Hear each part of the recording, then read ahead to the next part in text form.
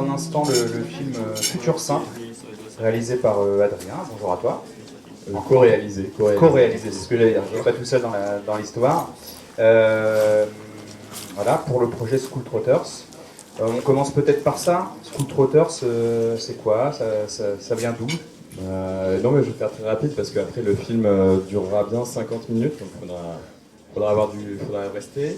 School Trotters, à l'origine, c'est une association que j'ai cofondée avec Bérénice Taniera, qui a co-réalisé également le film Futur Simple. Bérénice, au passage, je l'excuse parce qu'elle justement, elle est retenue à Lyon pour préparer des cours.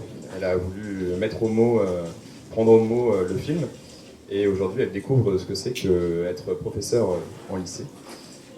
Donc School Trotters, à l'origine, c'était une association qui avait vocation à aller identifier et valoriser des manières d'apprendre qui viennent d'ailleurs, qui sont différentes de ce qu'on fait dans notre système classique en France, et aller se servir de ces méthodes alternatives pour en faire un support d'échange à toutes les personnes qui gravitent autour de l'éducation.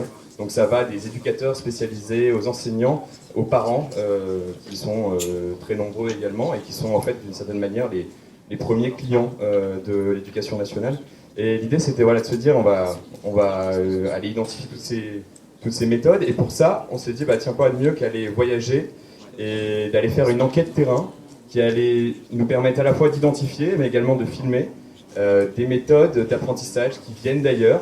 On est parti dans une dizaine de pays, on a visité une vingtaine d'écoles et on a décidé d'en faire un film qui se concentre lui sur 5 écoles, de manière à justement pouvoir approfondir à chaque fois un sujet, une thématique que vous découvrirez du coup dans un instant. Voilà, je tenais aussi à remercier, j'y pense juste avant de lancer le film, à remercier les Vagabonds de l'énergie du coup pour l'invitation. Merci Clément, merci toute l'équipe. Et voilà, j'espère que vous resterez après le film, parce que justement l'idée c'est vraiment qu'on puisse après avoir tout un échange qui ne soit pas que en ping-pong entre nous, mais également entre vous, parce que l'idée c'est vraiment de se rendre compte que l'éducation, comme finalement l'écologie, c'est aussi une affaire de réseau, une affaire de mouvement collectif et de débat. Voilà. On envoie le film et puis après vos questions seront évidemment les bienvenues. Je voulais juste faire, parce que j'étais curieux de savoir qui est-ce que j'avais en face de moi et qui est-ce qui avait regardé ce film aujourd'hui. Par curiosité, est-ce que parmi vous, on a d'abord des étudiants, des gens qui sont soit scolarisés, étudiants, qui étudient encore? Est-ce que vous pouvez lever la main? Ouais, on a 4-5 personnes quand même. Est-ce qu'on a également des éducateurs, des enseignants justement dans la salle, des gens qui, dans leur métier, ont cette vocation de transmettre? Ouais, c'est bien, on est dans 10 personnes. Et est-ce qu'on a des parents également? Ça peut être des jeunes parents également. Ouais, super. Et ça tombe bien parce que j'avais envie de savoir si justement j'avais ces 3 composantes-là qui, à mon sens, sont les 3 les 3 principaux publics de ce film, puisqu'il faut que ces trois entités puissent s'échanger. Maintenant, si vous voulez bien, je voudrais juste faire passer le micro pour avoir un peu en un mot votre réaction, pas ce que vous avez pensé du film, mais plutôt votre état. Comment est-ce que vous vous sentez là juste après avoir vu le film? Voilà. Vous pouvez lever la main, du coup, je crois que le micro... Alors, ouais. Je veux bien commencer, moi. Je t'en prie. Merci, parce que j'ai eu de la chance de le voir en avant-première avec Clément. Alors, merci pour ce beau docu. Moi, je suis ni parent, ni prof, ni en études, mais le volet sur le corps m'a beaucoup parlé, parce que je suis massothérapeute. Donc, j'ai des corps en douleur. J'ai des corps en douleur et des gens qui sont vraiment dissociés de leur corps. Et les premières questions en voyant, je me suis dit justement, je réponds peut-être pas au public, je n'ai pas d'enfant, etc. Mais j'ai été une enfant moi-même, puis je suis allée à l'école, et j'ai réfléchi à ce que l'école avait fait de moi. Moi, je fais partie de ceux qui n'ont pas trop souffert à l'école, qui s'en sont plutôt débrouillés, et puis qui n'ont pas souffert de critiques, etc. Donc ça a été un bon moment pour moi, l'école. Mais j'ai quand même réfléchi, puis le fait d'être assis un peu les uns loin des autres, et de rester assis et de rien faire avec son corps, et de passer juste par la tête la phrase de l'homme qui dit « mais on n'a jamais vu un cerveau courir », mais c'est vraiment ça. Et je vois ce que ça fait de nous en tant qu'adultes, Et j'ai des personnes qui arrivent vraiment avec des douleurs dans le corps et je leur dis mais il faut prendre soin de soi, vous devriez peut-être... J'ai pas le temps, il faut que je retourne bosser, il faut que je nourrisse ma famille, etc. Et c'est comme trop tard, une fois qu'on est adulte, on prend même plus la peine. On n'a pas eu le temps quand on était enfant, puis on est adulte, puis on prend pas plus le temps maintenant, parce qu'il faut vivre, puis il faut consommer encore, et puis travailler pour consommer encore. Et ça m'a vraiment, vraiment bousculé, parce que, ouais, ça se réfléchit. C'est exactement le même sentiment qu'on a eu nous et qui nous a entre autres poussé à faire le film, à même d'essayer de le diffuser au maximum. C'était pareil, ce sentiment, comme toi, d'avoir eu effectivement une éducation. J'ai passé des moments sympas à l'école, pas spécialement, j'en ai pas trop souffert. Et pourtant, quand j'étais en face de Omar Zana, du coup, c'est toi qui dit ça, ben je faisais un peu une sorte de deuil du moi artiste, enfin pas artiste, mais disons qui allait encore plus prendre possession de son corps dès le plus jeune âge pour justement ne jamais le lâcher, parce que je pense que c'était aussi une des clés, c'était de commencer tôt, etc. Et du coup, on avait ce sentiment aussi un peu de deuil, un peu presque. Donc voilà. Et je suis content du coup que ça soit aussi le cas. Est-ce qu'il y a d'autres réactions? Ouais, on fait tourner le micro en salle, ça peut être sympa.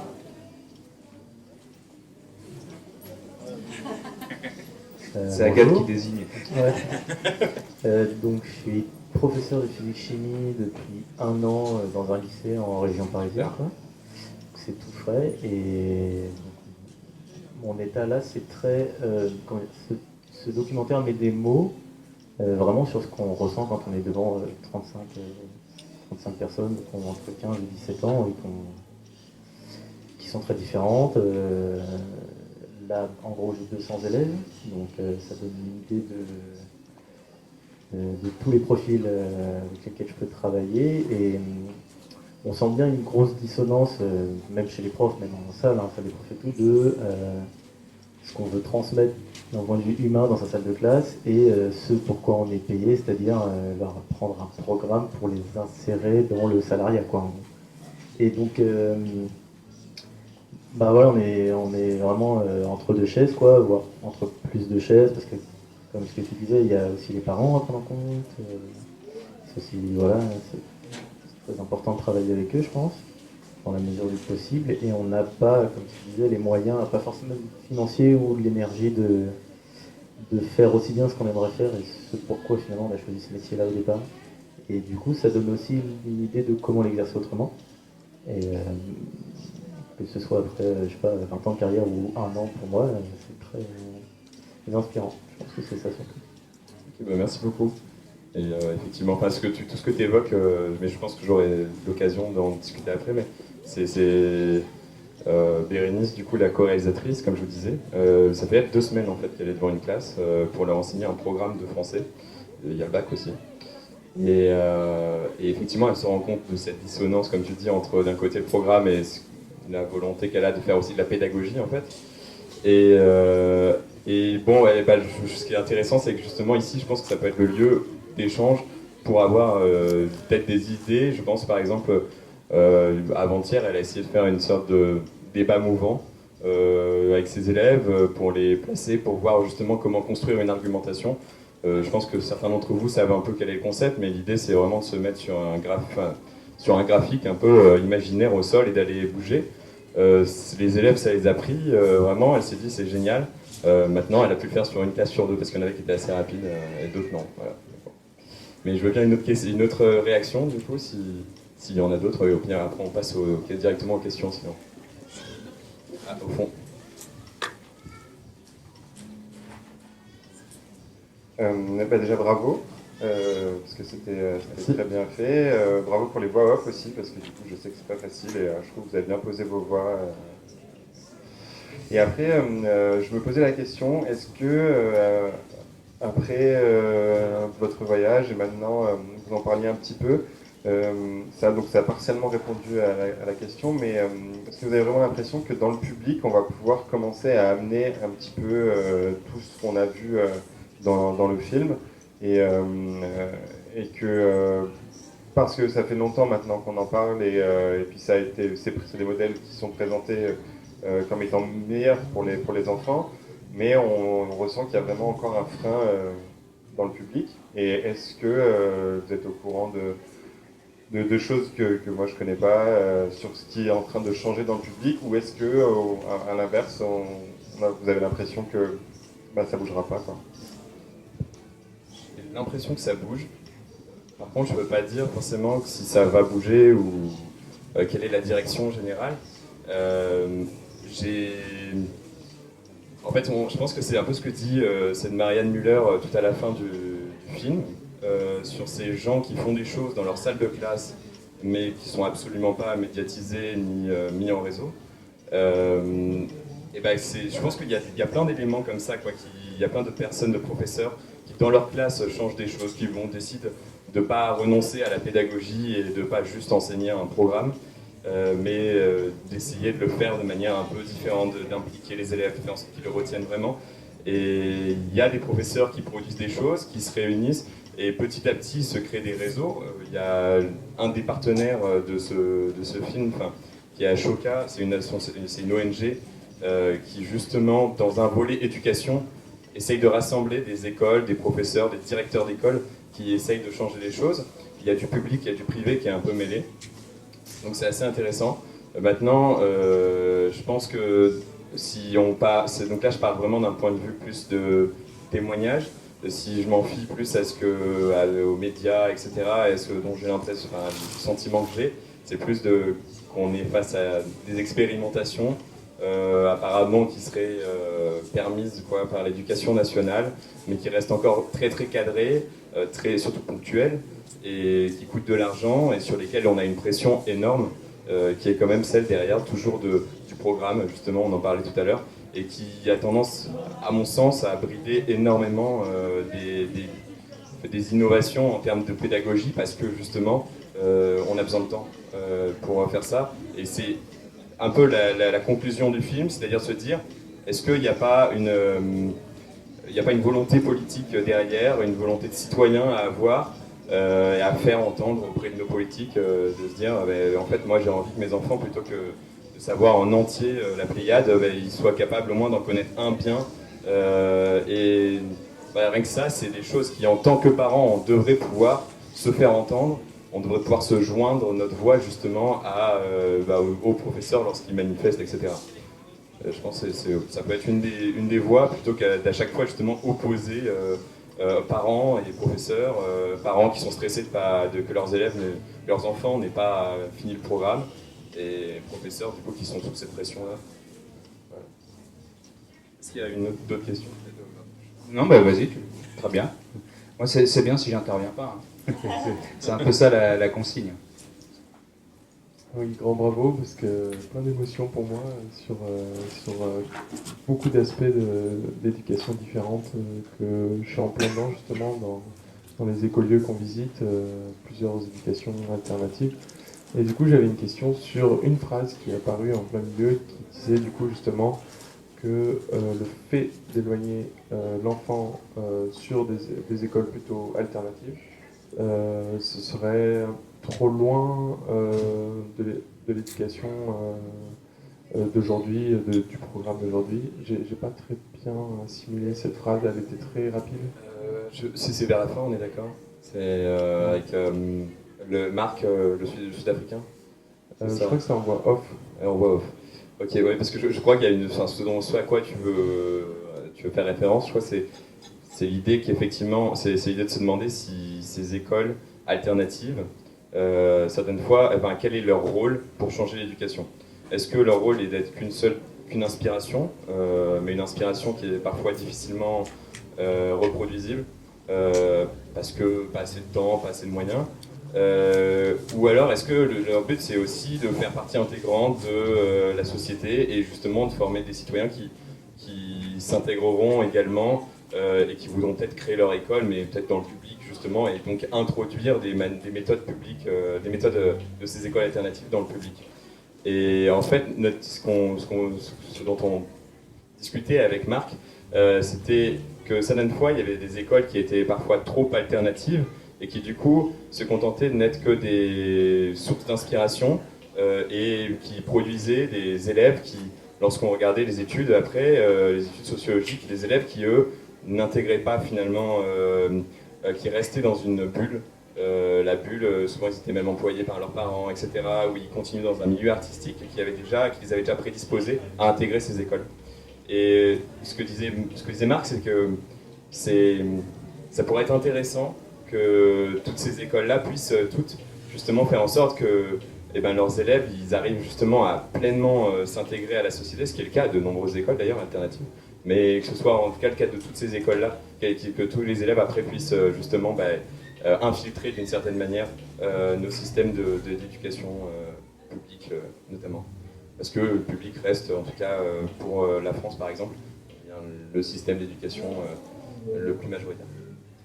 Je me permets, oui, ça pourrait donner la sensation, quelque part, de maintenir, voire même de renforcer des inégalités sociales, dans le sens où, comme c'est des écoles privées qui ont un certain coût, etc., il n'y a qu'une certaine partie de la population qui peut y avoir accès.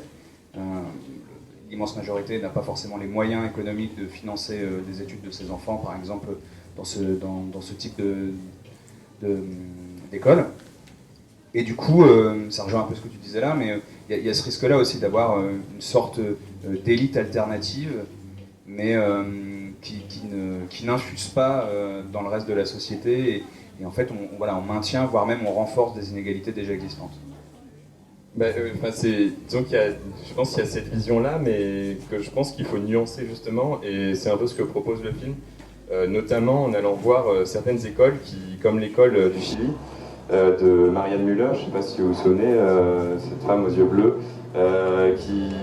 c'est une école complètement alternative qui s'inspire de la pédagogie Steiner, mais pas que, qui essaye d'en mêler pas mal et qui travaille à la fois avec des étudiants qui viennent de milieux privilégiés parce qu'ils sont dans la banlieue chic de Santiago, et en même temps d'étudiants qui viennent de l'opposé, je dirais, qui viennent presque de la rue, parce que juste à côté de cette banlieue chic, il y a aussi le pendant de la banlieue vraiment hyper craignos, etc.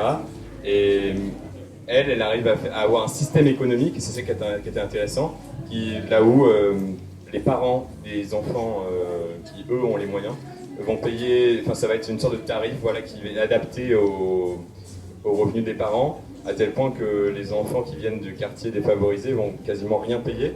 Jusqu'à maintenant, son modèle économique fonctionne, et elle propose même d'aller jusqu'au niveau du lycée, donc c'est assez intéressant, je pense, pour nuancer ce modèle-là, parce que c'est un modèle qui est finalement basé sur une sorte de redistribution qui serait cautionnée par des parents, qui serait justement supportée par des parents qui mettraient leurs enfants dans ce type d'école, et qui, je pense aussi, ont l'ouverture d'esprit pour se dire mon fils, il va là, il va aussi côtoyer pas que les mêmes enfants.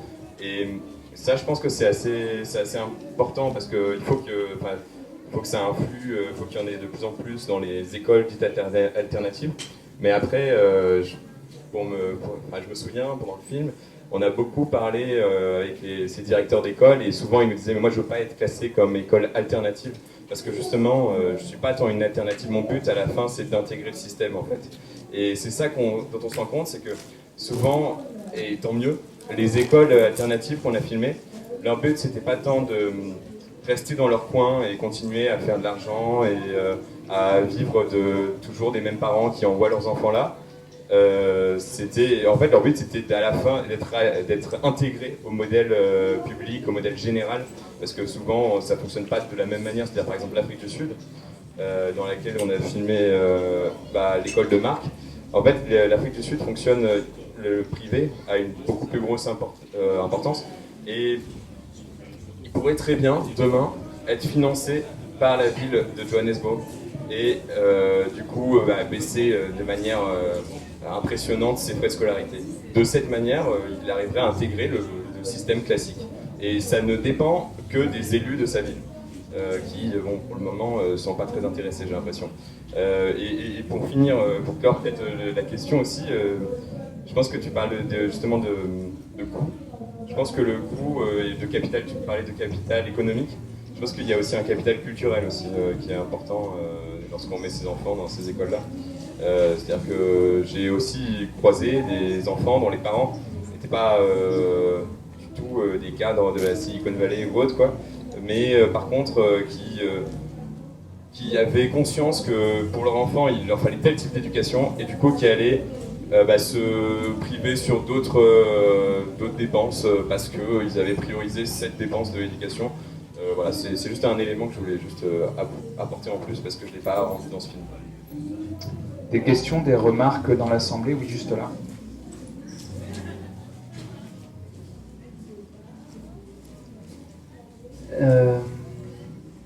Alexis du Permaculture, Tour de France à vélo, de la permaculture des écoliers, en continuité avec Camille. Déjà, ouais, grand merci, et j'ai beaucoup de gratitude. Je pensais que j'en avais marre de voir des films, des documentaires, parce que j'en ai beaucoup vu. Et en fait, non, ça me fait à chaque fois le même effet de claque in the face et de envie d'aller de l'avant. Mais j'avais une question, donc là on revient de l'éco-village de Bourg, je ne sais pas si tu connais, où ils nous ont apporté une vision très libre de l'éducation, basée sur les écoles, l'école Sudbury ou de Sudbury là, en Angleterre. Donc là, le parti pris du documentaire n'a pas été de s'orienter vers le unschooling ou l'éducation libre. Moi j'étais assez dans cette vision hein, de l'éducation et au final en allant chez eux c'était assez intéressant de partager avec eux certains concepts, notamment sur le concept de l'agisme. Et en fait de l'agisme, le fait de par l'âge, il y a des discriminations par l'âge, l'agisme c'est le racisme, sexisme, mais il y a aussi l'agisme. Et du coup, une des réflexions qui m'avait beaucoup plu, c'était donc David qui a créé l'école démocratique de Paris, qui a été voir l'école Montessori au hameau du Buis, et qui voyait que même dans ces cadres en fait d'école Montessori ou Steiner ou Freinet, qu'importe, et ben il y avait une liberté de l'enfant qui n'était pas forcément respectée. Et qui était vachement un peu contraignante, quoi. Parce que dans tous ces documentaires, c'est beau, c'est inspirant, mais on voit pas le côté aussi où dans l'école, c'est compliqué, parce que voilà, comme tout groupe d'enfants, il n'y a pas de cadre ultra parfait, il y a des conflits, ça on les voit pas forcément, on va pas les montrer. Et donc je voulais savoir, voilà, ce que tu en pensais de l'éducation libre et de ce qui n'est pas montré du coup, dans le documentaire. Et ce qui est déjà montré dans plein d'autres documentaires chouettes. Oui, tout à fait. Ouais. D'ailleurs, sur le homeschooling, il y a un documentaire, je crois. Être devenir, ouais. Oui, sûrement, ouais. Qui est uniquement sur le homeschooling, quoi. Et c'est, ouais, effectivement. Mais sur l'aspect liberté de l'enfant, puisque c'est la question, je pense qu'on ne s'est pas tant effectivement posé la question de la liberté de l'enfant dans ce documentaire. Et on l'assume parce que l'idée c'était de se dire on ne va pas essayer de proposer quelque chose d'absolument infaisable aux professeurs qui vont nous regarder. Néanmoins, ça reste une idée, on garde à l'esprit que justement l'enfant reste justement le premier client de l'école. Et en cela, on a eu pas mal d'expériences pour le coup à vivre en fait. Souvent on vivait dans les familles des parents lorsqu'on réalisait notre voyage, ce qui nous permettait aussi d'avoir l'aspect un peu plus comment ça se passe à la maison, les devoirs, etc. Et ce qui était assez fascinant, c'est juste une anecdote, c'est quand même que pour quand même se faire une idée qu'à une école comme celle qu'il y avait au Costa Rica, en comparaison de l'école plus classique qui était juste à côté en fait, juste à côté à quelques kilomètres. Les deux écoles étaient desservies par le même bus scolaire, bus jaune. Et le matin, on voit tous les élèves qui se disent bonjour, tout ça, dans le bus, c'est très mignon, etc. Le soir, on rentre, nous, avec les élèves de l'école alternative du Costa Rica, qui eux sont claqués, lisent leurs bouquins de leur côté, mais ou juste regardent le paysage parce qu'en fait ils ont bougé toute la journée, ils sont épuisés, etc. Et là, on arrive à l'école classique où il y a une sonnerie qui sonne la fin des cours, les élèves se ruent dans la classe Et là, il y a un élève de l'école alternative qui se retourne vers nous, qui nous dit ah ouais non là ça va être horrible, ils sont tous les jours comme ça. Et effectivement, il y avait ces élèves qui avaient retenu pendant toute leur journée plein d'envie de bouger, qui étaient là dans le bus et qui pour le coup faisaient un bruit énorme. Et c'était assez amusant quoi, comme scène à voir parce que c'était des petits enfants et qu'ils ne se rendaient pas compte de la différence qu'il y avait entre eux, de pourquoi est-ce que les autres étaient super agités, etc.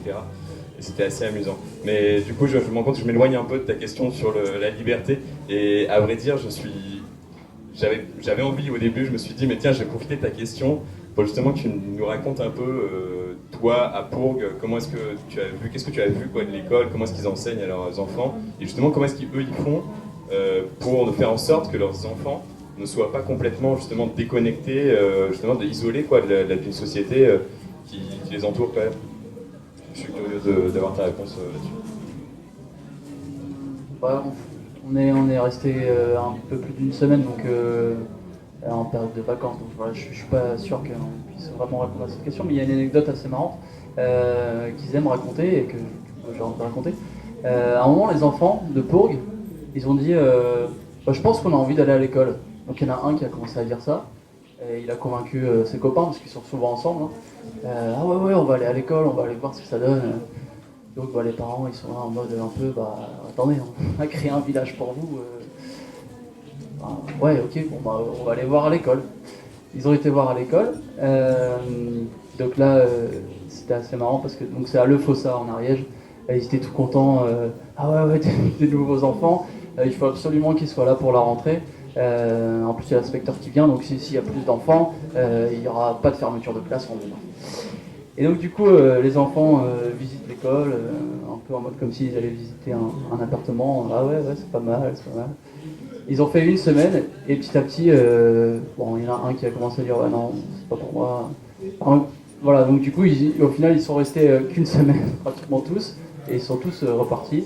Il y a des choses qu'ils ont aimées, mais en fait, ça contraint tellement leur liberté qu'ils ont à Pourgues que ça leur plaît pas quoi. Et donc dans cette idée d'éducation libre, c'est de se dire il faut laisser pleinement les enfants aller dans leur passion et faire pleinement ce qu'ils aiment au moment où ils le veulent quoi. Il y a un exemple à Sudbury qui est assez chouette, d'un enfant qui fait que pêcher. Et pendant au moins 5 ans, il a fait que pêcher, c'était sa passion. Il était totalement libre de le faire, et au final ça l'a pas empêché de devenir avocat parce que après sa zone proximale de développement, enfin sa passion, c'était de faire ça à fond. Et en fait, il y a un peu cette à travers tout cadre, c'est qu'on restreint quoi, tu vois.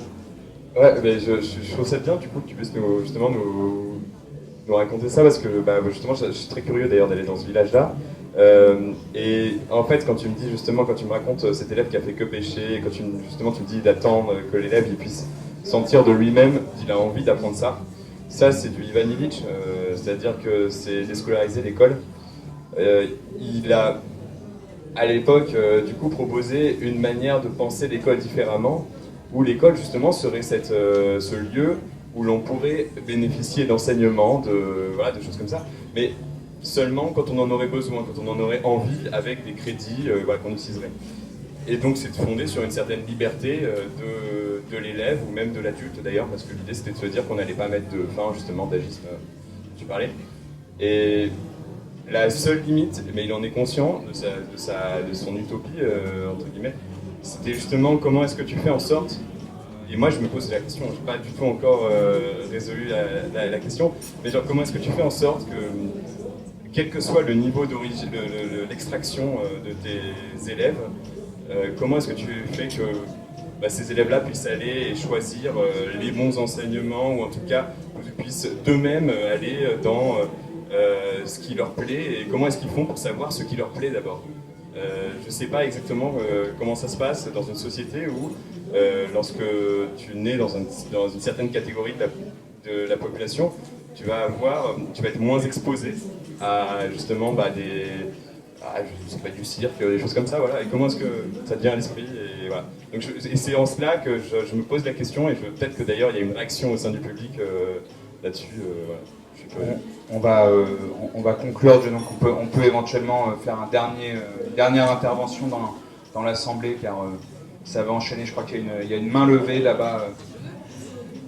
Juste une petite phrase, c'est que ce qui m'interpelle, c'est pourquoi l'école alternative, dite alternative, elle doit coller à un modèle déjà classique en fait. Ça perturbe, il faut quand même qu'on reste dans les codes, parce que les enfants à qui on apprend des trucs hyper intéressants, notamment, je sais pas, prendre soin des animaux, faire son potager, etc., qui sont des choses basiques, qui pour moi sont des choses basiques. Attention, il faut quand même qu'ils apprennent les maths, puis bien comme ils apprennent les maths dans l'autre école, parce qu'ils vont être notés après. Donc en fait, il y a une idée d'alternative, mais il faut absolument coller. Et pour que ça marche, et pour que ce soit financé, en tout cas en France peut-être, il faut que ça reste dans les codes. Parce qu'il ne faut pas oublier qu'il faut qu'on ait nos diplômes après. Il faut quand même qu'on rentre dans cette vie active. Et c'est ça que je trouve. Je trouve que c'est ce qui interpelle. C'est pourquoi du coup on ne crée pas des alternatives pour une vie alternative. Ouais, non, c'est une super remarque. Ouais, c'est effectivement ce qu'on s'est dit, mais après, en fait, nous, c'est juste que lorsqu'on avait justement visité toutes ces écoles alternatives, on voyait plus justement dans notre idée de vouloir changer justement la société. On se disait justement que ces gens qui sortaient de ces écoles-là, pour le moment, est-ce qu'ils ne pourraient pas juste commencer à transmettre tout ce qu'ils ont appris, justement, leur manière d'être, à la diffuser dans cette société justement dont tu parles, qui n'accepte pas justement une certaine différence ou en tout cas qui va trier uniquement par les diplômes. Et alors, si l'idée effectivement c'est de faire une société alternative, c'était une micro-société à côté, ça peut fonctionner complètement, je pense, ce modèle de pédagogie alternative. Maintenant, l'idée c'est comment est-ce qu'on fait à 60 millions. Une dernière chose et après on conclut. Oui, non, je serai assez bref du coup, mais moi j'ai fait de l'éducation, à l'environnement beaucoup, que ce soit en colo et tout, ou dans une école Montessori aussi. Et en fait, à La Réunion, et ça m'a posé beaucoup de questions parce que ça s'est très mal passé en fait, à la fois avec, ça c'est des travers qu'on retrouve parfois dans les milieux alternatifs où en fait les gens se comportent pas du tout comme, c'est pas parce qu'on fait des mandalas avec les enfants qu'en fait on est quelqu'un de bienveillant forcément. Voilà, en plus de ça, ça coûtait une fortune, donc en fait, là on parlait tout à l'heure des inégalités, enfin là en l'occurrence en plus, La Réunion c'est un contexte social qui est particulier dans lequel on était un peu dans une vision un peu, un prolongement un peu d'une espèce de colonialité dans laquelle en fait on donne une éducation de qualité à des enfants qui viennent de métropole et pas à des enfants donc voilà, moi ça m'avait beaucoup perturbée aussi dans la pédagogie, j'avais trouvé ça assez terrible, on n'avait pas le droit de laisser, les enfants doivent travailler 4 heures le matin, 4 heures l'après-midi dans Montessori, on n'a pas le droit de les faire sortir en récré par exemple, librement. Mais bon, à part ça, il y a quand même des choses qui sont bien, et moi ce que je voulais dire juste c'est que j'ai bien aimé la fin du documentaire où vous ramenez ça aussi à la question politique, parce que je pense que c'est fondamental aussi et que ça questionne nos manières, qu'on soit parents ou pas. Moi je suis pas maman par exemple, mais je sais que quand j'ai des enfants qui sont autour de moi, ça questionne aussi la manière dont on s'éduque nous en tant qu'adultes, dont on transmet du coup des choses aux enfants au-delà du cadre scolaire ou éducatif ou pédagogique classique.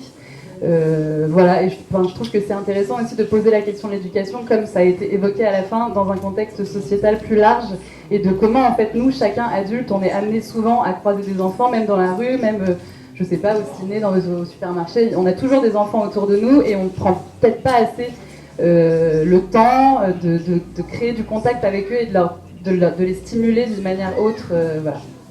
Donc non mais super, j'ai vu que la fin mais c'était très intéressant. Merci. Je sais pas si tu voulais avoir une dernière réaction. Non, mais je trouve que c'est une super belle réaction justement pour finir. Je vais pas rajouter quelque chose et en plus je pense qu'on va pas tarder, mais en tout cas je reste dans le coin un petit moment. On voit que tu as fait ça pas mal de fois là, tu maîtrises le truc. Oui, ça, et pas de te placer. C'était pas toujours là en fait, du coup. C'est parfait. Merci à toi Adrien, School Trotter.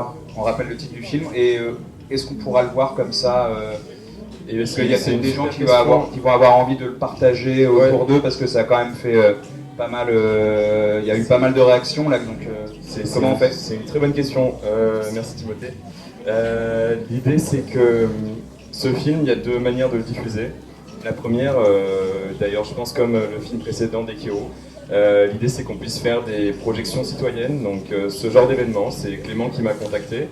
Il m'a envoyé un mail et puis c'est comme ça que je me suis retrouvé à ce festival parce que justement, il s'est dit ton film nous a plu, on aimerait aussi le partager avec d'autres personnes.